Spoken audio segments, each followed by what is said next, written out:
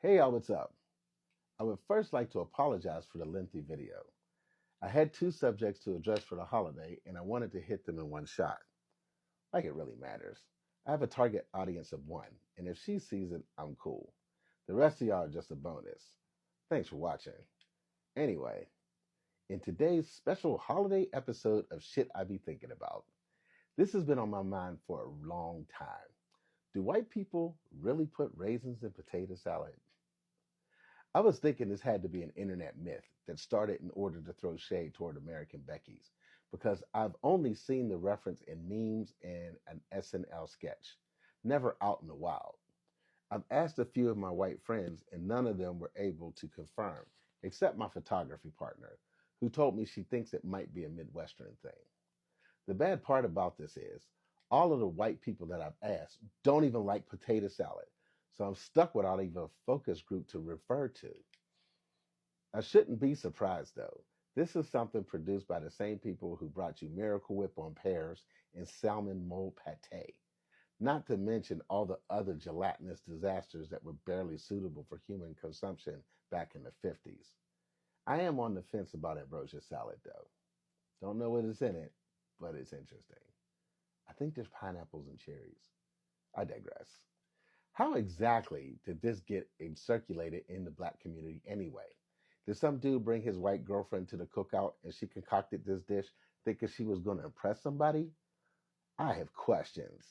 And I wouldn't doubt that she probably puts broccoli and carrots in her mac and cheese. The fuck is wrong with you? As far as potato salad goes, the ingredients are pretty basic, and how you put them together does matter. I'm not going to lie though, there's definitely a cultural difference. My mom and my ex roommate could both throw the absolute fuck down on some potato salad. But in stark contrast, I also dated a biracial woman who got her cooking skills from her white mom. And I gotta say, there was a significant difference. Let's just say her potato salad was lacking a few things. Taste was one of them. It was like that paste white shit that you get at the supermarket that's mostly mayonnaise and has too much celery in it, but at least it didn't contain any raisins. But I dated her 25 years ago, so I don't even think the raisins were an option at that time. I will say, as far as the European versions of potato salad goes, Germans have that shit wrapped up. On to my second subject. Let's discuss the cookout. Now, from what I understand, this is a literal and metaphorical thing. I may be incorrect as I haven't been invited to any in a long time. I'll just concentrate on the metaphorical one. Metaphorically speaking, I presume that the cookout was a sacred place for us black folks to feel safe with peace as we congregate within our spaces, having no outside interference. What strikes me funny is some of our folks just freely handing out invitations to our light-skinned counterparts for doing the most basic shit. Like a white girl literally just has to have a big round ass and she gets an invite. That's your criteria? Criteria, excuse me. Honorable mentions include having biracial children, a white guy who goes to a black barbershop, or quoting some black history facts online. Also, naming and seeing at least 3 Tyler Perry movies is a bonus.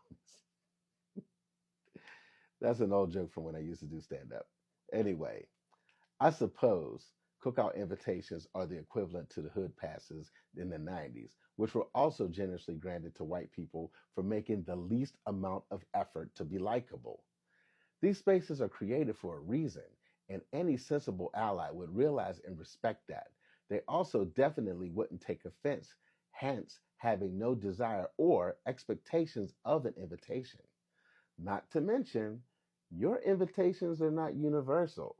So your guests cannot roam freely amongst other cookouts.